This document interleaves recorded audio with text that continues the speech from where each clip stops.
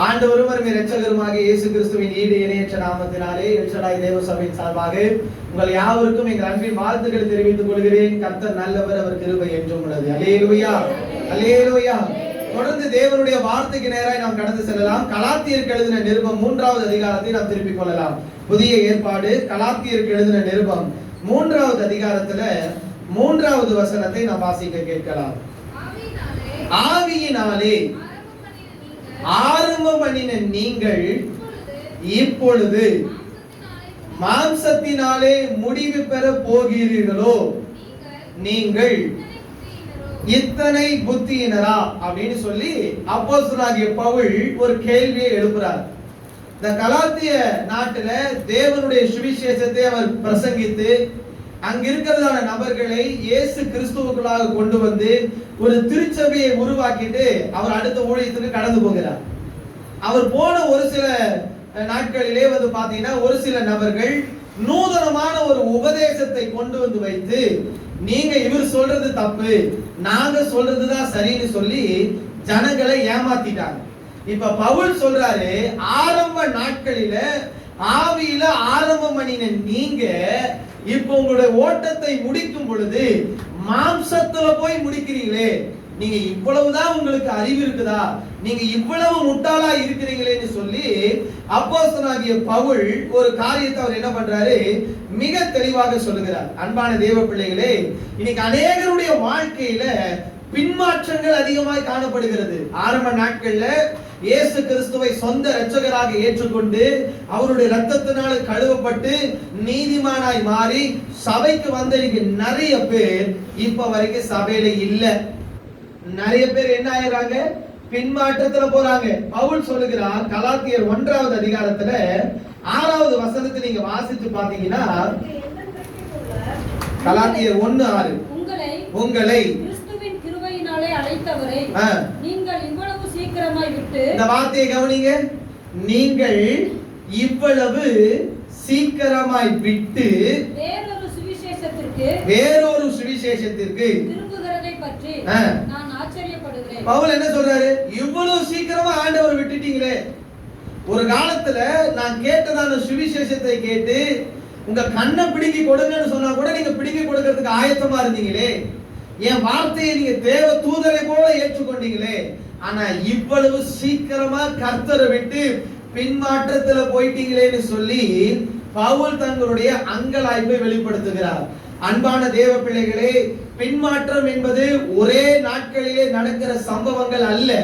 படிப்படியா பிசாசு உங்க உள்ளத்துல பேசி பேசி பேசி எப்படியாவது கர்த்தரை விட்டு உங்களை என்ன பண்ணிடணும், பிரிச்சிடணும்னு நினைச்சிருவான்.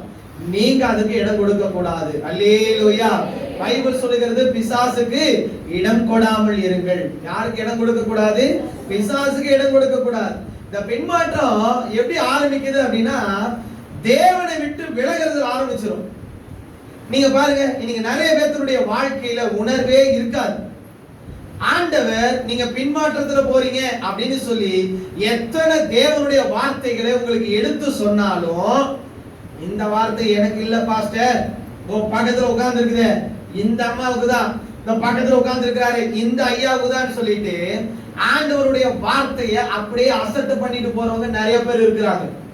இந்த வார்த்தை கர்த்தர் எனக்கு தான் கொடுக்கிறாரு ஏற்றுக்கொள்ளக்கூடிய மனப்பக்குவம் யாருக்கு இல்ல. நீங்க சாலமோனை பாருங்க, 1 ராஜாக்களுக்கு எழுதின புஸ்தகம் 3வது அதிகாரத்தை எடுக்கல. 1 ராஜாக்களுக்கு எழுதின புஸ்தகம் 3வது அதிகாரத்துல 12வது வசனத்தை வாசிங்க. உன் வார்த்தைகளின்படி செய்தேன், உன் வார்த்தையின்படியே நான் செய்தேன், ஞானமும் உணர்வும் உள்ள ஒரு இருதயத்தை உனக்கு தந்தேன். அல்லேலூயா. இந்த வார்த்தையை ஆண்டவர் யாருக்கு சொல்றாரு? சாலமோனுக்கு சொல்றாரு. தாவீதுக்கு அப்புறம் சாலமோன் அரியணைக்கு வராரு. இப்ப சாலமோன் ஆண்டவருக்கு ஸ்தோத்திர பலிகளை ஏறெடுக்கிறார். இப்ப ஆண்டவர் சொல்றாரு, நீ என்ன விருப்பப்படுற அதை என்கிட்ட கேளுங்கிற. இவன் என்ன கேட்கிறான், ஆண்டவரே இந்த ஜனங்களை ஞானமா நியாயம் தீர்க்கிறதுக்கு எனக்கு நல்ல ஒரு ஞானத்தை கொடுங்க, நல்ல ஒரு இருதயத்தை கொடுங்கன்னு அவர் கேட்டாரு. அவர் கேட்ட பிரகாரமாகவே கர்த்தர் கொடுத்தார். நல்ல கவனிங்க, தேவனிடத்தில் ஞானத்தை கேட்ட சாலமோன் அந்த ஞானத்தை இழக்கவில்லை. ஆனால் தேவனிடத்தில் கேட்டதான உணர்வுள்ள இருதயத்தை சாலமோன் வெகு சீக்கிரமாகவே இழந்து விட்டார். அல்லேலூயா. நான் சொல்றது புரியுதா? சாலமோன் ஆண்டவர்ட்ட என்ன கேட்டாரு? ஞானத்தை கொடுங்க, உணர்வுள்ள இருதயத்தை கொடுங்கன்னு கேட்டார். ஆண்டவர் கொடுத்தார். ஆனா கடைசி வரைக்கும் சாலமோன் ஞானத்துல பெரியவனாவே இருந்தான். ஆனா கர்த்தர் விட்டு சீக்கிரமா பின்மாற்றத்துல போயிட்டான். அதுதான் 1 ராஜாக்கள் 11வது அதிகாரத்தில் நீங்க வாசிக்கும் போது தெரியும். 1 ராஜாக்கள் 11வது அதிகாரம் 9வது வசனத்தை வாசிங்க. 1 ராஜாக்கள் 11:9. ஆகையால் இஸ்ரவேலின் தேவனாகிய கர்த்தர் சாலமோனுக்கு 2 விசை தரிசனமாகி. யாருக்கு தரிசனமாகி? சாலமோன் ராஜாவுக்கு 2 தடவை தரிசனமாகி அந்நிய தேவர்களை பின்பற்ற வேண்டாம் என்று கட்டளையிட்டிருந்தோ அவன் கர்த்தரை விட்டு தன்னுடைய இருதயத்தை திருப்பி அவர் கற்பித்ததை அவன் கைக்கொள்ளாமல் போனதினால் கர்த்தர் அவன் மேல் கோபமானார். யாருக்கு கோபம் வந்துச்சு? கர்த்தருக்கு கோபம் வந்துச்சு. காரணம் என்ன? ஆரம்ப நாட்கள்ல சாலமோன் கர்த்தருக்காக உண்மையாய் வாழ்ந்தார். ஆனால் அந்நிய ஸ்திரீகள் மேல் அவர் ஆசை வைத்து வைத்து வைத்து வைத்து என்ன பண்ணிட்டாரு? கர்த்தரை விட்டு பின்வாங்கிட்டாரு. பைபிள் அழகா சொல்ல பாருங்க, தேவனை விட்டு தன்னுடைய இருதயத்தை திருப்பி அப்படின்னு ஒரு வார்த்தை இருக்குதா? அது இப்படி இருந்ததான தேவனும் இவனுக்கும் இருந்ததான அந்த இருதயம் இன்னைக்கு ஆண்டவர் விட்டு அப்படியே திருப்பிட்டார். ஆண்டவருடைய வார்த்தையை இவர் என்ன பண்ணல? கை கொள்ளல. அதனால தேவனுடைய கோபம் வந்துச்சு. தேவனை விட்டு விலகிறது ஒரு பின்மாற்றம். இன்னைக்கு நிறைய பேர் ஆண்டவர் விட்டுட்டு போயிட்டாங்க. ஆனா கர்த்தர் இப்ப வரைக்கும் உங்களுடைய வருகைக்காக கர்த்தர் காத்திருக்கிறார். அல்லேலூயா. எப்படி இளையகுமாரன் தகப்பனை விட்டு போனாலும் கூட தன் தகப்பனுடைய வருகைக்காக தன்னுடைய இளையகுமாரனுடைய வருகைக்காக எப்படி தகப்பன் காத்திருந்தாரோ அதே போல பின்மாற்றத்து போன அத்தனை பேரு திரும்பி வரணும்னு சொல்லி கர்த்தர் எதிர்பார்க்கிறார். அல்லேலூயா. இப்ப முதல்ல இந்த பின்மாற்றம் தேவனை விட்டு விலக பண்ணிரும். இரண்டாவது என்ன தெரியுமா பண்ணும்? உங்களை பழைய வாழ்க்கைக்கு கொண்டு போகும். உங்களை எங்க கொண்டு போயிரும்? நான் இயேசுவை ஏற்றுக்கொள்றதுக்கு முன்னாடி நான் பீடி குடிச்சிட்டு இருந்தேன்னு வச்சுக்கோங்க. இப்ப நான் இயேசுவை ஏற்றுக்கொண்டு ரட்சிக்கப்பட்டு எல்லாமே செஞ்சிட்டு இருக்கேன். இப்ப திடீர்னு ஒருத்தர் உள்ள போடுவான். மாப்பிள்ள, மச்சான், அங்காளி, பங்காளின்னு ஒருத்தர் உள்ள போடுவான். அவன் நம்ம முன்னாடியே பூப்புன்னு ஊதுவான். குடிச்சுதான் பாரு மாப்பிள்ள, யார் பார்க்கவா போறான், யார் நம்மளைய. அப்ப ஒரு தடவை பண்ணும்பொழுது மறுபடியும் நம்முடைய இருதயம் என்ன தெரியுமா ஆரம்பிக்கும்? அந்தரங்கமா பாவத்தை செய்ய ஆரம்பிக்கும். ஒரு வசனத்தை வாசிங்க. அப்போஸ்தலர் நடவடிக்கைகள் எழுதின புத்தகம் 7வது அதிகாரத்தை எடுங்க. புதிய ஏற்பாடு அப்போஸ்தலர் 7வது அதிகாரம் 34வது வசனத்தை வாசிங்க. எகிப்தில் இருக்கிற என் ஜனத்தின் உபத்திரவத்தை நான் பார்க்கவே பார்த்து அவர்கள் பெருமூச்சை கேட்டு அவர்களை விடுவிக்கும்படி இறங்கினேன். ஆகையால் நீ வா, நான் உன்னை எகிப்திற்கு அனுப்புவேன் என்றார். ஆண்டவர் என்ன சொல்றாரு? இந்த இஸ்ரவேல் ஜனங்கள் எகிப்துல ரொம்ப பாடுகளை அனுபவிச்சாங்க. பாடுகளை அனுபவிச்சு ஆண்டவர்ட்ட ஜெபம் பண்றாங்க. கர்த்தர் மோசே அனுப்பி ஜனங்களை விடுவிக்கிறார். இந்த ஜனங்க எகிப்திலிருந்து வெளியில வந்தாலும் பல நேரத்துல அவங்களுடைய இருதயம் எங்கேயே தான் போயிட்டே இருந்துச்சு. எகிப்துக்கு தான் போச்சு. தண்ணி கிடைக்கலன்னா முறுமுறுக்கிறான், சாப்பாடு கிடைக்கலன்னா முறுமுறுக்கிறான், மாமிசம் கிடைக்கலன்னா முறுமுறுக்கிறான். நான் எகிப்திலேயே நல்லா இருந்தேன். அங்க வெள்ளரிக்காய் தின்னுட்டு சும்மா ஒண்ணுமில்லாத சாப்பாடு சாப்பிட்டுட்டு இருந்தாங்க. இவங்க ஆவணவனா என்ன சொல்றாங்க? நாங்க எகிப்திலே சாகிறது நலமாக இருக்கும். அங்க முடியலன்னு தான் ஆண்டவர்கிட்ட கேட்டு இங்க வந்தாங்க. இப்ப மறுபடியும் இங்க எங்க தான் போறேங்கிறாங்க? பழைய வாழ்க்கைக்கே நான் போறேன், பழைய வாழ்க்கைக்கே நான் என்ன பண்றேன்? போறேன். இவர்களுடைய கால்கள் கானானை நோக்கி நடந்தது. ஆனா இஸ்ரவேல் ஜனங்களுடைய இருதயமோ எகிப்துக்கு நேராக திரும்பி விட்டது. நான் சொல்றது எத்தனை பேருக்கு புரியுது? ஆண்டவர் வாக்குத்தத்தம் கொடுத்து இவங்களை கொண்டு வந்துட்டாரு. இவங்க கால் மட்டும்தான் எங்க போயிட்டு இருக்குது? கானானை நோக்கி இப்படி இப்படி இப்படி போகுது. ஆனா இருதயம் ஃபுல்லா எங்கதான் இருக்குது? பழைய வாழ்க்கைக்குள்ளதான் இருக்குது. உலகத்தான் ஒரு பழைய பழமொழி சொல்லுவான், பழைய குருடி கதவை கரடி. முடிஞ்சு போச்சு. இன்னைக்கு ரட்சிக்கப்பட்ட நம்மளுடைய வாழ்க்கையில பழைய பாவங்கள் பின் தொடர்கிறதுன்னு சொன்னா நம்ம பின்மாற்றத்துல இருக்கன்னு அர்த்தம். நாம் தீர்க்க தரிசனம் உரைக்கலாம், ஊழியம் செய்யலாம், பிசாசுகளை துரத்தலாம், அந்நிய பாஷை பேசலாம். ஆனா பழைய பாவங்கள் எனக்கு பின்தொடர்ந்து நான் செய்து கொண்டே இருக்கிறேன்னு சொன்னா நான் எதுலதான் இருக்கிறேன்னு அர்த்தம்? பின்மாற்றத்துல தான் இருக்கிறேன்னு அர்த்தம். ஒரு வசனத்தை வாசிங்க. 2 பேதுருவுக்கு எழுதின நிருபம் 2வது அதிகாரம் 20வது வசனத்தை வாசிங்க. 2 பேதுரு 2:20. கர்த்தரும் இரட்சகருமாய் இருக்கிற இயேசு கிறிஸ்துவை அறிகிற அறிவினாலே உலகத்தின் அசுத்தங்களுக்கு தப்பினவர்கள். நல்ல கவனிங்க. உலகத்தின் அசுத்தங்களுக்கு தப்பினவர்கள் மறுபடியும் அந்த வார்த்தையை கவனிங்க, மறுபடியும் அவைகளில் சிக்கிக்கொண்டு ஜெயிக்கப்பட்டால் அவர்களுடைய பின்னிலைமை முன்னிலைமையிலும் கேடுள்ளதா இருக்கும். என்ன சொல்றாரு பேதுரு? ஆக்சுவலா பேதுரு ஆண்டவர் மறுதலிச்சவர் தான், மறுதலிச்சது உண்மைதான். ஆனா அதுக்கப்புறம் அவர் கர்த்தருக்காக எப்படி இருந்தாரு? உண்மையா இருந்தாரு. அவர் சொல்றாரு உலகத்தின் அசுத்தங்களுக்கு தப்பினவர்கள் மறுபடியும் அந்த அசுத்தத்துக்கு போனாங்கன்னா அவங்களுடைய நிலைமை படுமோசமா இருக்கும். அவங்களுடைய நிலைமை எப்படி இருக்குமாமா? படுமோசமா இருக்குமாமா. இன்னைக்கு நம்மளுடைய வாழ்க்கையில சில நேரத்துல சில காரியங்கள் நடக்குதுன்னா நம்ம வாழ்க்கையை ஆராய்ந்து பார்க்கணும். நான் மறுபடியும் உலகத்தின் அசுத்தத்துக்கு திரும்பி போயிட்டேனா இல்ல பரிசுத்தத்துல இருக்கிறனாங்கிறத நம்ம பார்க்கணும். திரும்பவும் அசுத்தத்துக்கு போகும் பொழுது திரும்பவும் பல உபத்திரவத்தை நம்ம சந்திக்க நேரிடும். இன்னொரு வசனத்தை வாசிங்க. 2 தீமோத்தேயுவுக்கு எழுதின நிருபம் 4வது அதிகாரம் 10வது வசனத்தை வாசிங்க. 2 தீமோத்தேயு 4:10 வாசிங்க.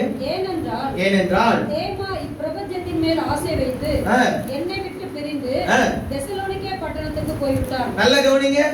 பவுலோடு கூட ஊழியத்தில் இருந்தவன் தேமா, இயேசுவோடு கூட இருந்தவர் தோமா. புரியுதா? தோமா வேற தேமா வேற. தோமாங்கிறவரு அப்போஸ்தலர், தேமாங்கிறவரு பவுலோடு கூட ஊழியத்தில் இருந்தவர், நல்ல சத்தியத்தை கட்சி தேறின ஒரு தேவ மனிதன். இப்ப இவனுக்குள்ள ஒரு ஆசை வருது, மறுபடியும் நம்ம உலகத்துக்கே போயிடலாமே. பிரபஞ்சத்தின் மேல் ஆசை வைத்து பார்த்திருக்குதா? என் பைபிள் இருக்கு, உங்க பைபிள் இருக்கா? தேமா நீ பிரபஞ்சத்தின் மேல் என்ன வந்துருச்சு? அவனுக்கு தலைவருக்கு ஆசை வந்துருச்சு. அது வேண்டான்னு சொல்லிதான் ஆண்டவரை தேடி வந்தான். இப்ப மறுபடியும் அவனுக்குள்ள என்ன வந்துருச்சு? உலகத்து மேல ஆசை வந்துருச்சு. சில பேர் குடியை நிறுத்துவான், மறுபடியும் பார்த்தா கொஞ்சோண்டு குடிச்சுதான் பார்ப்போமே, எப்படி கொஞ்சோண்டு குடிச்சுதான் பார்ப்போமே அப்படின்ட்டு குடிப்பாங்க. இப்ப தேமாவை குறித்து பவுல் வேதனையோட சொல்றாரு, அவன் என்னை விட்டுட்டு போயிட்டான், என்னை விட்டுட்டு போயிட்டான். இவ்வளவு நாள் உண்மையா இருந்தான், இன்னைக்கு உலகத்தின் மேல ஆசை வந்த உடனே அவன் என்ன ஆயிட்டான்? பின்மாற்றத்தை. நீங்க நிறைய உயர் அதிகாரிகளை பாருங்களேன், லஞ்சம் வாங்குவாங்க. கூட இருக்கிறவங்க பாத்தீங்கன்னா அவன்லாம் லஞ்சம் வாங்கி இடத்தெல்லாம் வாங்கி போட்டு பெரிய வீட்டையே கட்டிட்டான், நம்ம இன்னும் லஞ்சம் வாங்காம இருக்கிறோமே சொல்லிட்டு லஞ்சம் வாங்குவாங்க. கவனிச்சிருக்கீங்களா? அவனை பார்த்து இவன் கெட்டு போறது, உன்னால நான் கெட்டேன், என்னால நீ கெட்டங்கிற மாதிரி. தேமாவை குறித்து பவுல் சொல்றாரு, உலகத்தின் மேல ஆசை வச்சுட்டான்.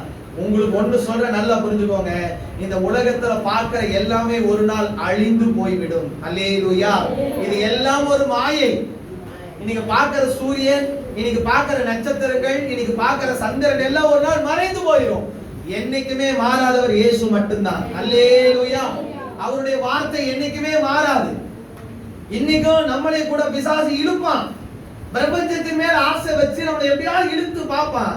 இடம் கொடுத்துறாதீங்க, மறுபடியும் பாவத்துக்கு போயிடாதீங்க. மறுபடியும் நீங்க விட்ட பாவத்தை மறுபடியும் நீங்க தொடர்றீங்க அப்படின்னா நீங்க பின்மாற்றத்துல இருக்கிறீங்கன்னு அர்த்தம்.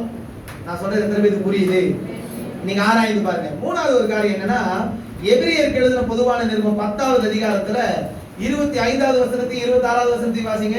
சபை கூடி வருதலை சிலர் விட்டு விடுகிறது போல நாமும் விட்டு விடாமல் ஒருவருக்கொருவர் புத்தி சொல்ல கடவோம். நல்ல கவனிங்க. எபிரேய ஆக்கியோன் என்ன சொல்றாரு தெரியுமா? இன்னைக்கு நிறைய பேர் சபைக்கு வராமையே இருந்தாங்கன்னா அவங்க பின்மாற்றத்துல இருக்கிறாங்கன்னு அர்த்தம். கர்த்தர் சபையிலிருந்து பேசுகிறவர். அல்லேலூயா. ஒவ்வொரு நாளும் நான் நடக்க வேண்டிய வழிகளை நமக்கு காண்பிக்கிறவர். அல்லேலூயா. இன்னைக்கு பல விசுவாசிங்க சபைக்கு வர மாட்டேங்கிறாங்க. மாசத்துக்கு ஒருக்க போனா போதும், வருஷத்துக்கு ஒருக்க போனா போதும், இல்ல 6 மாசத்துக்கு ஒருக்க போனா போதும்னு நினைச்சாங்கன்னா அவங்க பின்மாற்றத்துல இருக்கிறாங்க. எபிரேய ஆக்கியோன் சொல்றாரு, சபை கூடி வருதலை நாம என்ன பண்ணிட கூடாதுமா, விட்டு விட கூடாதுன்னு ஒருத்தருக்கு ஒருத்தர் என்ன பண்ணணுமாமா, புத்தி சொல்லணும். பண்ண நம்ம வந்துட்டு ஏன் நம்ம எல்லாரும் விசாரிச்சோம், அவங்க உடம்பு சரியில்லை அதனால அவங்க ஆலயத்துக்கு வரல, நம்ம எல்லாரும் என்ன பண்ணோம், விசாரிச்சோம், எல்லாம் கேட்டோம். இதே மாதிரிதான் சபைக்கு யாராவது இந்த வாரம் வரலைன்னா பக்கத்துல இருக்கிறவங்க விசாரிக்கணும். ஏங்க சர்ச்சுக்கு வரல, ஏதாவது உடம்பு சரியில்லையா, இல்ல என்ன ஆச்சுன்னு சொல்லி நம்ம என்ன பண்ணணும், விசாரிக்கணும். இன்னைக்கு நம்ம எங்க போய் விசாரிக்கிறோம்? நம்மளே சர்ச்சுக்கு வர்றது இல்ல, நம்ம போய் அவனை விசாரிக்க போனா அவன் நம்மளே வதுக்கப்ப முதல்ல நீ சர்ச்சுக்கு போனியாமா? எப்படி முதல்ல நீ சர்ச்சுக்கு போனியாமா? எதுக்குப்பா இந்த வம்புன்னு? கவனிக்கிறீங்களா? சபை கூடி வருதுல நம்ம விட்டு விட கூடாது. அல்லேலூயா. ஆண்டவருடைய ரகசிய வருகையிலே சபை எடுத்துக்கொள்ளப்படும். அல்லேலூயா. சபை கூடி வருதுல நம்ம விட்டுற கூடாது. நீங்க ஆதி அப்போஸ்தலருடைய காலத்துல பாருங்க, வாய்க்கால் ஓரத்துல எல்லாரும் ஒருமனப்பட்டு கூடி ஜெபிச்சாங்க, வீடுகள் தோறும் ஜெபிச்சாங்க. அவங்களுக்கு எங்கெங்கெல்லாம் இடம் கிடைத்ததோ அங்கெல்லாம் அவங்க என்ன பண்ணுனாங்க? கூடி கூடி ஜெபிச்சாங்க. இன்னைக்கு நம்ம கூடுவதற்கு கர்த்தர் நமக்கு நல்ல ஒரு இடத்தை கொடுத்திருக்கிறார். அல்லேலூயா. சபை கூடி வருதுல நம்ம என்ன பண்ணிட கூடாது? விட்டு விட கூடாது. அப்ப சபைக்கு வராமையே இருந்தோம் அப்படின்னா அதுக்கு பேர் என்ன அர்த்தம்? பின்மாற்றம். அதுக்கு பேர் என்ன அர்த்தம்? பின்மாற்றம். அப்ப இதெல்லாம் பிசாசு தந்திரமா கிரியை செய்றான். இப்ப நீங்க அனலைஸ் பண்ணுங்க. நம்ம நல்லா இருந்ததே பல நாள் சர்ச்சுக்கு வராம இருந்திருக்கோம். பல நேரத்துல நம்ம பாவ வாழ்க்கைக்கே போயிருந்தா பரவாயில்லையே, இயேசுவை ஏற்றுக்கொண்டு நான் பரிசுத்தமாரி உண்மையா இருக்கிறானுங்க, ஒன்னும் சாப்பிட கூட விட மாட்டேங்கிறானுங்க, நம்ம போட்டு இப்படி பண்ண பேச பழைய வாழ்க்கைக்கே போலாமாங்கிற நிலைமையெல்லாம் நம்ம வாழ்க்கையில பல நேரத்துல வந்தது. ஆனா நம்மளுடைய விசுவாசம் ஒளிந்து போகாதபடி இயேசு நமக்காக வேண்டுதல் செய்தார். அல்லேலூயா. இன்னைக்கு ஏன் என்னுடைய வாழ்க்கையில பின்மாற்றத்தை விட முடியல அப்படின்னு ஒரு கேள்வி எனக்கு எழுந்துச்சு. இன்னைக்கு நிறைய பேர் பின்மாற்றத்தில் இருக்கிறார். ஏன் இவன் பின்மாற்றத்திலிருந்து மனம் திரும்பி வரமாட்டேங்கிறான்? என்ன காரணம்? ஏன் இன்னும் பின்மாற்றத்திலே இருக்கிறான் அப்படிங்கும் பொழுது ஒரு சில வேத வசனத்தை ஆண்டவர் என் உள்ளத்துல போட்டார். அந்த வார்த்தையை தான் நான் உங்களுக்கு சொல்றேன். முதல்ல ஒரு காரியம், ஏன் அவன் பின்மாற்றத்திலிருந்து மறுபடியும் வரமாட்டேங்கிறானா, அவன் மனசுல என்ன தெரியுமா இருக்கு? நான் மட்டுமா பின்மாற்றத்தில் இருக்கிறேன்? அவன் கேள்வி என்ன சொல்றான்? நான் மட்டுமா பின்மாற்றத்தில் இருக்கிறான்? எங்க வீட்டுல இருக்கிற பீட்டர், இவரு என்னவா தான் இருக்கிறாரு, என் கூட தான் சர்ச்சுக்கு வந்தாரு. நான் மட்டுமா பின்மாற்றத்துக்கு? பக்கத்துல இருக்க பீட்டர் கூட என்னவா தான் இருக்கிறாரு? பின்மாற்றத்துக்கு. அங்க இருக்கிற ஜான், அவரு என்னதான் இருக்கிறாரு? பின்மாற்ற. நான் மட்டும் பின்மாற்றக்காரன் இல்லப்பா, இங்க தெருவுல இருக்கிற எல்லாருமே என்னவா தான் இருக்கிறோம்? பின்மாற்றத்தில் இருக்கிறாங்கன்னு சொல்லி சந்தோஷப்பட்டுக்கிட்டு இருக்கிறாங்க. ஒண்ணு புரிஞ்சுக்கோங்க, கர்த்தருடைய வருகை சமீபமா இருக்கிறது. அல்லேலூயா. வாசிங்க மத்தேயு எழுதின சுவிசேஷத்தினுடைய புத்தகம் 13வது அதிகாரம் 25வது வசனத்தை வாசிங்க. மத்தேயு 13:25. மனுஷர் நித்திரை பண்ணுகையில் அவருடைய சத்துரு வந்து, நல்லா கவனிக்கிறீங்களா? ஆண்டவருடைய வார்த்தை கேட்டுட்டு இவங்க ராத்திரி தூங்குறானமா. தூங்கும் பொழுது பிசாசு என்ன விதைக்கிறானமா? கலையை விதைச்சுக்கிறான். அப்ப தேவ வார்த்தை தான் நமக்குள்ள இருந்து கிரியை செய்யணும். பிசாசுடைய வார்த்தை நமக்குள்ள இருந்து என்ன பண்ணக்கூடாது? கிரியை செய்ய கூடாது. இன்னைக்கு எல்லாரும் என்ன நினைச்சுக்கிறானா, என்னை விட பாவம் செய்யறவன் நிறைய பேர் இருக்கிறான், அவனை விட நான் பரவாயில்ல. எப்படி என்ன நினைக்கிறான்? அவன் 1 லிட்டர் சாராயம் குடிக்கிறான், நான் சும்மா கொஞ்சோண்டு சாராயம் குடிக்கிறேன். நீங்க பாக்குறதுலாம் பால் ஒரு மாதிரி பாக்குறீங்களா? கவனிக்கிறீங்களா? அவன் 100 கோடி திருடுறான், நான் ஒரு 1000 ரூபாய் திருடுறேன். இது என்ன பெரிய வித்தியாசமா?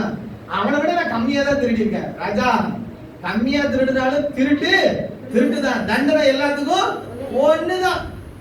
இப்ப நிறைய பேர் இப்படிதான் நினைச்சுக்கிறான். ஏன் அவனால பின்மாற்றத்தை விட முடியல அப்படின்னா, நான் மட்டும்தான் பின்மாற்றக்காரனால இவனே அவனை கேள்வி எழுப்பிக்கிறான். நான் மட்டும் தானே? இத்தனை பேர் இருக்கிறாங்கல்ல, அவனுக்கு ரொம்ப நான் பாத்துக்கிறேன். தேவ பிள்ளைகளே, நம்முடைய வாழ்க்கையில ஒண்ணு புரிஞ்சுக்கோங்க, பிசாசு ராத்திரி நித்திரை பண்ணும் பொழுது கலையை விதைச்சிருவான். நீங்க தான் கேட்ட வார்த்தையை கேட்டு ஜெபிக்க ஆரம்பிக்கணும். அல்லேலூயா. ஒரு வசனத்தை வாசிக்க பார்க்கலாம். கலாத்தியருக்கு எழுதின நிருபம் 6வது அதிகாரம் 5வது வசனத்தை வாசிங்க. கலாத்தியர் 6வது அதிகாரம் 5வது வசனம். அவனவன் தன் பாரத்தை சுமப்பானே. நல்லா கவனிக்கிறீங்களா? அவனுடைய பாரத்தை தான் அவன் சுமக்கணும். பாஸ் ரொம்ப கஷ்டப்படுறாரு, நீங்க என் பாரத்தை சுமக்க முடியாது. ஐயோ பாவம், விசுவாசிகளா கஷ்டப்படுறாங்க, உங்க பாரத்தை நான் சுமக்க முடியாது. நியாய தீர்ப்பு நாள்ல அவன் என்னென்ன செய்யறானோ அதான் செய்யணும். வாசிங்க. அதே வெளிப்படுத்தின விசேஷம் 22வது அதிகாரம் 12வது வசனத்தை வாசிங்க. வெளிப்படுத்தின விசேஷத்தினுடைய புத்தகம் 22:12. இதோ சீக்கிரமாய் வருகிறேன். யார் சொல்றா? ஆண்டவர் சொல்றார். உடனே எலிசபெத் பாட்டி என்ன சொல்றாங்க? காம்பொழுது போங்க பாஸ்டர், 2000 வருஷமா ஆண்டவர் வருகிறாருங்கிறீங்க, ஒரு தார தப்பட்ட சவுண்ட் கூட கேட்கல. எப்படி ஒண்ணுமே வரமாட்டேங்கிறாரு. ஆனா ஆண்டவர் என்ன சொல்றாரு? இதோ நான் சீக்கிரமாய் வருகிறேன். அவனவனுடைய கிரியைகளின்படி அவனவனுக்கு நான் அளிக்கும் பலன் என்னோட கூட வருகிறது. என்ன சொல்றாரு? எவன் எதை செய்யறானோ அவனுக்கு அது. இப்ப பீட்டர் என்ன செஞ்சாருன்னா பீட்டர் அண்ணனுக்கு, ஜான் செய்தாருன்னா ஜான் அண்ணனுக்கு, தோமா செய்தாருன்னா தோமாவுக்கு. அவன் என்னென்ன செய்யறானோ அவன் அங்க போயிட்டு நியாயத்துக்கு போயிட்டு, நான் மட்டுமா தப்பு செய்தேன், நான் மட்டுமா பின்மாற்றத்துல இருந்தேன், அதோ பக்கத்து வீட்டுல இருந்த பீட்டர் கூட என்னதான் இருந்தாங்க, அவரை கேளுங்க ஆண்டவரே அப்படின்னு நீங்க சொல்ல முடியாது. நீ வா ராஜா பாரு, முதல்ல வாப்பா. என்னைக்குமே நான் ஒண்ணு சொல்ற நல்லா புரிஞ்சுக்கோங்க, நான் மட்டும்தான் பின்மாற்றக்காரனா அப்படிங்கிற ஒரு கேள்வி உங்களுக்குள்ள வந்துச்சுன்னா நீங்க பின்மாற்றத்துல இருக்கிறீங்கன்னு நினைச்சுக்கோங்க. பிசாசு அப்படிதான் இருக்கும். அவன் செய்யாத தப்பா நம்ம செஞ்சுட்டோம், அவன் செய்யாததா நம்ம செஞ்சுட்டோம் அப்படி நினைக்காதீங்க. சின்னதா தப்பு செய்தாலும் தப்பு தான். அல்லேலூயா. மோசேயை பார்த்து ஆண்டவர் சொன்னாரு, மோசே என் வீட்டில் எங்கும் உண்மை உள்ளவர். எல்லா இடத்துலயும் மோசே எப்படி இருந்தாருமா? உண்மை உள்ளவரா இருந்தார். மோசேக்கு நிறைய ஆண்டவர் சொல்லிட்டாரு, நீ நவுந்துரு மோசே, நீ நவுந்துரு, இந்த ஜனங்களை அழிச்சிடுறேன், உன்னை நான் பெரிய ஜாதி ஆக்குறேன். மோசே சொன்னாரா? மோசே என்ன சொன்னாரு? அநித்தியமான பாவ சந்தோஷத்தை அனுபவிப்பதை காட்டிலும் தேவனுடைய பிள்ளைகளோடு நான் பாடுகளை அனுபவிச்சு போறதே பெருசுகிறேன் சொல்றாரா? கவனிக்கிறீங்களா? இப்ப யோசேப்பு எடுத்துக்கோங்க. பல நாள் அந்த அம்மா கேட்டுட்டே இருக்கிறாங்க, வாங்க தலைவரே வாங்க 2 பேரும் தப்பு பண்ணலான்னு. டக்குன்னு யோசேப்புக்கு ஆனதாச்சும் ஒரு நாள் தானே, யாருக்கு தெரியவா போகுது அப்படின்னு ஒரு வேலை யோசேப்பு பண்ணிட்டு ஆண்டுட்டு போய் நின்று, அவனே டெய்லி தப்பு பண்றான், அவனையெல்லாம் விட்டுட்டீங்க, என்னைக்கோ ஒரு நாள் ஒரு தப்பு பண்ண, என்னை மட்டும் கேட்கறீங்கன்னு கேட்டா ஆண்டவர் சும்மா விடுவாரா? இந்த வார்த்தை உங்க மனசுல வந்துடவே கூடாது. என்னது? நான் மட்டும்தான் தப்பு செய்யறேனா? என்ன மட்டும்தான் கேட்பீங்களா? அந்த குடும்பத்துல அக்கா தங்கிங்களா இருந்தா என்ன மட்டும்தான் கேட்பீங்களா? இத்தனை பேர் இருக்கிறீங்க, 10 இருக்கீங்க, இவங்களெல்லாம் கேட்க மாட்டீங்களா கேட்பாங்க. கவனிச்சிருக்கீங்களா? ரைட். அப்ப முதல்ல நான் மட்டும்தான் பின்மாற்றக்காரனா அப்படின்னு ஒரு கேள்வி நிறைய பேருக்குள்ள பிசாசு விதைச்சதுனாலதான் இன்னைக்கு நிறைய பேர் பின்மாற்றத்திலிருந்து மறுபடியும் உள்ள வர அவங்களால என்ன பண்ணல முடியல. ரெண்டாவது அவங்களுடைய கேள்வி என்னவா தெரியுமா இருக்கும்? தியானிக்கும் போது வந்த வார்த்தை, கர்த்தர் வரதுக்கு இன்னும் நாட்கள் செல்லும், ஆண்டவருடைய வருகை இன்னும் லேட் ஆகும், அதனால இருக்கிற வரைக்கும் என்னவா வாழ்ந்துடலாம், சந்தோஷமா வாழ்ந்துடலாம் நினைக்கிறேன். வாசிங்க மத்தேயு இருக்கிறதுல சுவிசேஷத்தினுடைய புத்தகம் 24வது அதிகாரத்துல 48வது வசனத்திலிருந்து வாசிங்க.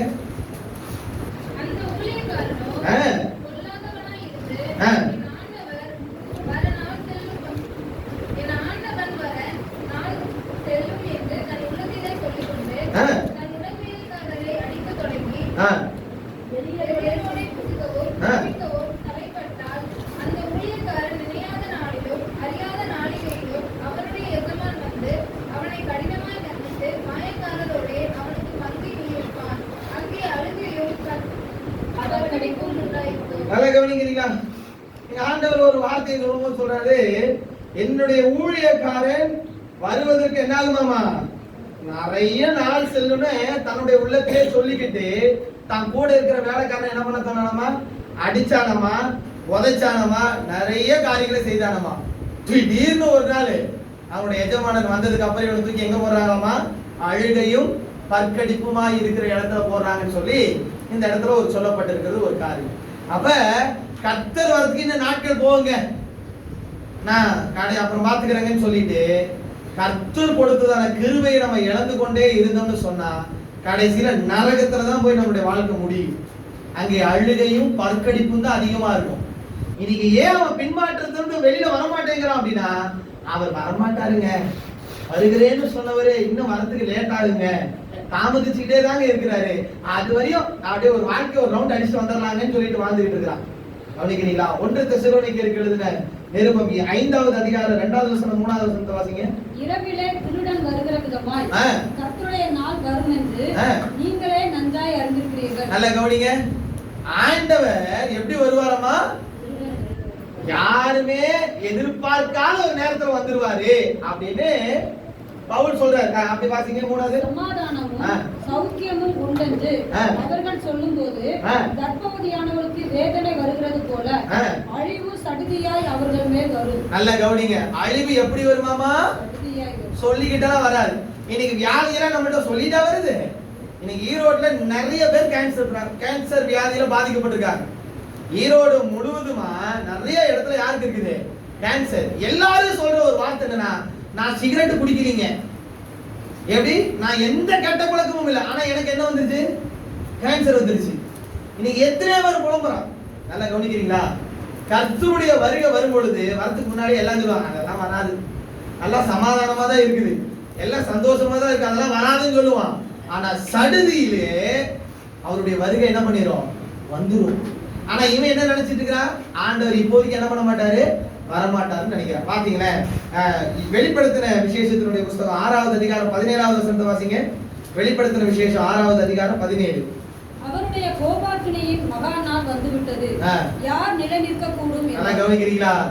ஆண்டவருடைய வருகைய பைபிள் என்ன தெரியுமா சொல்லுது, கோபாக்கினையின் நாள் வந்துவிட்டது, யார் அவருக்கு முன்பாக நிற்க முடியும்?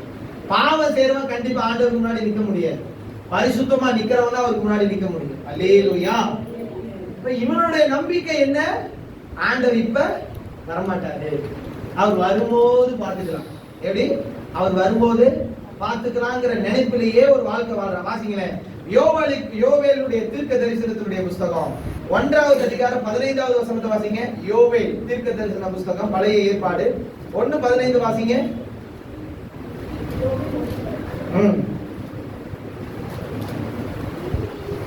அந்த நாளின் நிமித்தம் ஐயோ, கர்த்தருடைய நாள் சமீபமாய் இருக்கிறது, அது சங்காரம் போல சர்வ வல்லவரிடத்திலிருந்து வருகிறது. நல்ல கவனிக்கிறீங்களா? கர்த்தருடைய நாள் என்னவா இருக்கிறது, சமீபமாய் இருக்கிறது. அந்த நாள் என்ன நடக்குமாமா, சங்காரம். கண்டிப்பா இதெல்லாம் நடக்கும். வேதத்துல சொல்லப்பட்ட அத்தனை வார்த்தைகளும் நிறைவேறும். நாம என்ன பண்ணிட்டு இருக்கிறோம், அதெல்லாம் நடக்காதுங்க நடக்காதுங்கன்னு சொல்லிட்டு இருக்கிறோம். கர்த்தருடைய நாள் பயங்கரமான ஒரு நாள், கோபாக்கினியின் ஒரு நாள் இப்படின்னு வேதத்துல பல இடத்துல போடப்பட்டிருக்கு. நான் 2 காரியம் சொல்லிட்டேன். ஏன் இன்னைக்கு ஒருத்தன் பின்மாற்றத்துல இருந்து ஏன் அவன் வெளியில வர மாட்டேங்கிறானா, நான் மட்டுமா பாவம் செஞ்சுட்டு இருக்கிறேன்னு நினைச்சிட்டு இருக்கிறான். 2வது, அவர் இன்னும் வரமாட்டாரு, லேட் ஆகும்னு சொல்லி அவன் நினைச்சிட்டு இருக்கிறான். 3வது, அவனுடைய நம்பிக்கை என்ன தெரியுமா, கடைசி சாகர நேரத்துல நான் மனம் திரும்பிடுவேன். எப்படி சாகர நேரத்துல நான் என்ன பண்ணிடுவேன், மனம் திரும்பிடுவேன். எப்பா உங்களுக்கு சாவு எப்ப வருமே தெரியாது. உண்மையா பொய்யா? சாவு வருது யாருக்காவது தெரியுமா? சொல்லுங்களேன். ஒரு குழந்தை எப்ப பிறக்குங்கிற கரெக்டான நேரத்தையும் சொல்ல முடியாது. ஒருத்தன் எப்ப கரெக்டா எந்த நேரத்துல மறிப்பான்னு யாராலையும் என்ன பண்ண முடியாது. ஆனா நமக்கு என்ன தெரியும், கடையில படுத்துறா கூட கை கால் இழுத்துட்டா கூட தோத்திரம் தோத்திரம் தோத்திரம் தோத்திரம் சொல்லிட்டு என்ன பண்ணிடுவேன், தோத்திரம் சொன்னா மட்டும் பரவாயில்ல போயிருக்குமா என்ன, இதுக்கு கோட் பண்ணிடுவாங்க. ஆண்டவர் சிலுவையில் அறையும் பொழுது இங்கிட்டு ஒரு கல்லன் அங்கிட்டு ஒரு கல்லன் இருந்தான்.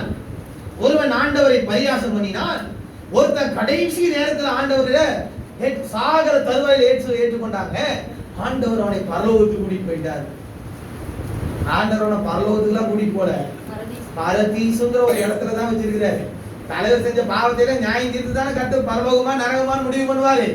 உடனே ஒருத்தர் கேட்பாரு, அவன் ஞானஸ்தானம் எடுத்தானா, நீங்க ஏன் ஞானஸ்தானம் எடுத்தாதான் பரலோகத்துக்கு போக முடியும் கேக்குறீங்கிற ஒரு வசனத்தை பிடிச்சுக்கிட்டு இவங்க என்ன பண்றாங்க, பேசுறாங்க. என்ன சொல்றாங்க, கடைசி நேரத்துல நான் மனம் திரும்பிடுவேன். நிறைய பேர் அப்படிதான்.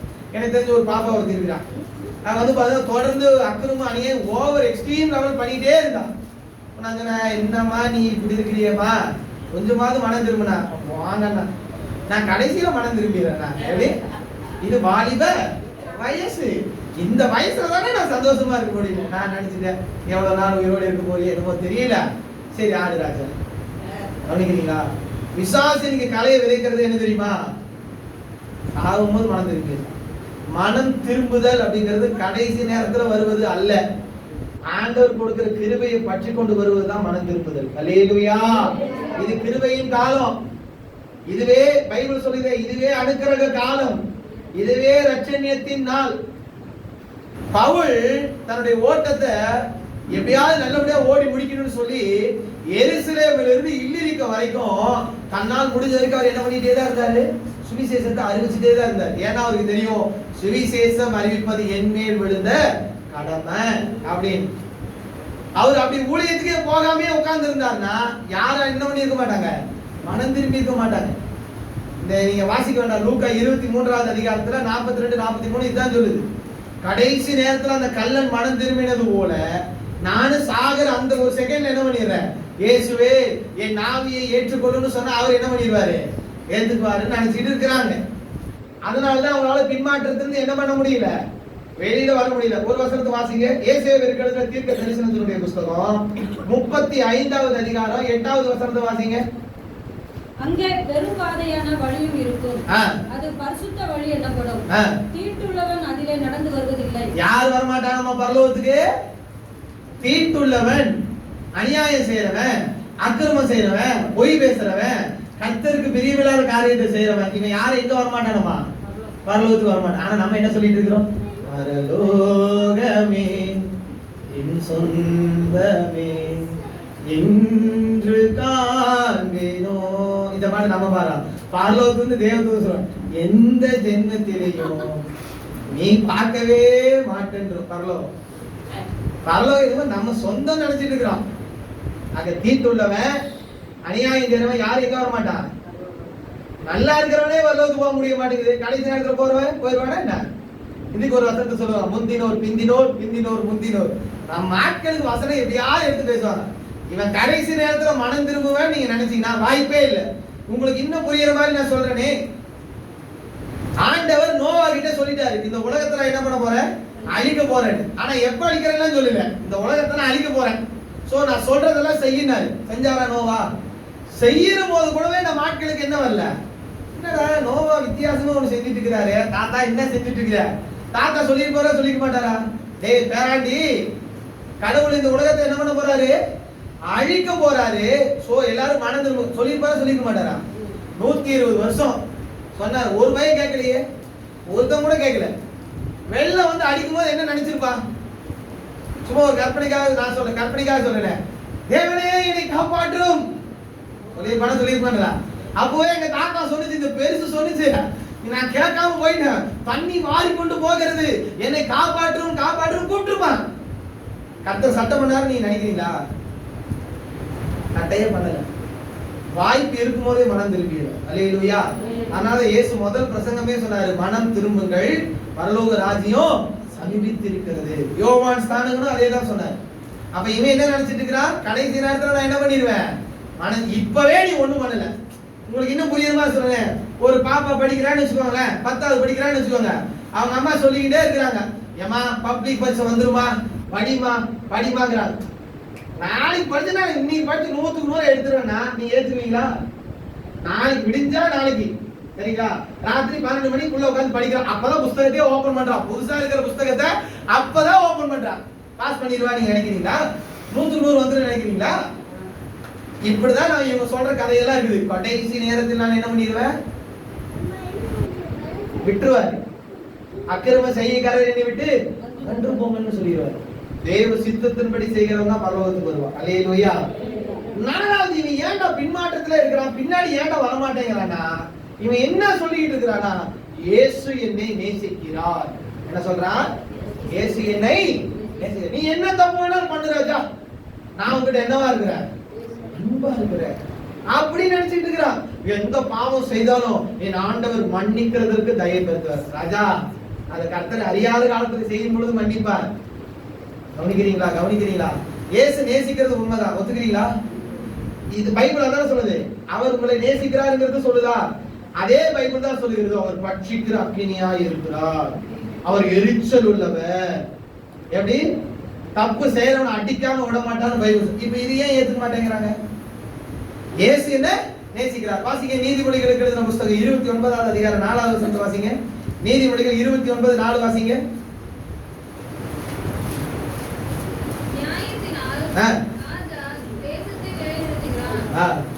நல்லா கவனிக்கிறீங்களா? ஒரு ராஜாவா இருந்தானா அவன் தன்னுடைய நியாயத்தினால மட்டும்தான் அந்த தேசத்தை நிலைநிறுத்த முடியும். உலகத்தான் நம்ம ஆண்டவர் நீதியுள்ள நியாயாதிபதி. அல்லேலூயா. அவர் கரெக்டான நியாயம் தீர்ப்பாரு, அன்பா இருக்கிறாரு, நான் இல்லைன்னு சொல்லல. ஆனா தப்பு செய்யறவன கருத்தை தண்டிக்காம விட மாட்டார். யோகிட்ட சொல்றாரு, என்ன தெரியுமா சொல்றாரு, அக்கிரமத்தை ஒரு கட்டா கட்டி வச்சிருக்கிறாராமா. நம்ம ஆண்டவர் எப்படி வச்சிருக்கிறாராமா, அக்கிரமத்தை ஒரு கட்டு ஓட்டு துணியில ஓட்டு கட்டி வச்சிருக்கிறாராமா. மேற்குக்கு கிழக்குக்கு எவ்வளவு தூரமோ அவ்வளவு தூரம் பாவத்தை அகற்றினது உண்மைதான். ஆனா திரும்ப திரும்ப பாவம் செய்யும் பொழுது, சாலமோனை வாசிச்ச இல்லையா, சாலமோன் ஞானத்தை கேட்ட பொழுது கர்த்தர் அவன் இடத்துல அன்பா இருந்தார். ஆனா கர்த்தரை விட்டு இவன் மேல பின்மாற்றத்துல போகும்போது கர்த்தர் என்ன பண்ணாரு, அவன் மேல கோபம் கொண்டாரு. பைபிள் வாசிச்சோம் இல்லையா, ஆண்டவர் கோபம் வருமா வராதா? கண்டிப்பா வரும். ஆனா நீங்க எப்படி உபதேசம் பண்ணிட்டாங்க, ஏய் ஆண்டவர் உன்னை நேசிக்கிறாருப்பா, பாவம் பெருகிற இடத்துல என்ன பெருகுச்சாமா, திரும்ப பெருகுச்சு. ஆகவே நீ என்ன பண்ணு, நோவா காலத்துல அப்படிதான் வாழ்ந்துட்டான். நோவா காலத்துல எல்லாம் விபச்சாரம், ஆண் புணர்ச்சிக்காரன், எல்லாம் துணிகரமான பாவம். கர்த்தர் பார்த்துக்கிட்டே இருந்தாரு. ஒரு பயம் மனசுல மாதிரி தெரியல. வானத்திலிருந்து கந்தகத்தி அக்னியை அனுப்புனாரு. முடிஞ்சு போச்சா? முடிஞ்சு போச்சா? நான் சொல்ல சோதம் குமாரா பாட்டேன், நோவான் மாத்தி சொல்றேன். லோத்தினுடைய காலத்துல பயங்கரமான பாவம் பெருகிச்சு.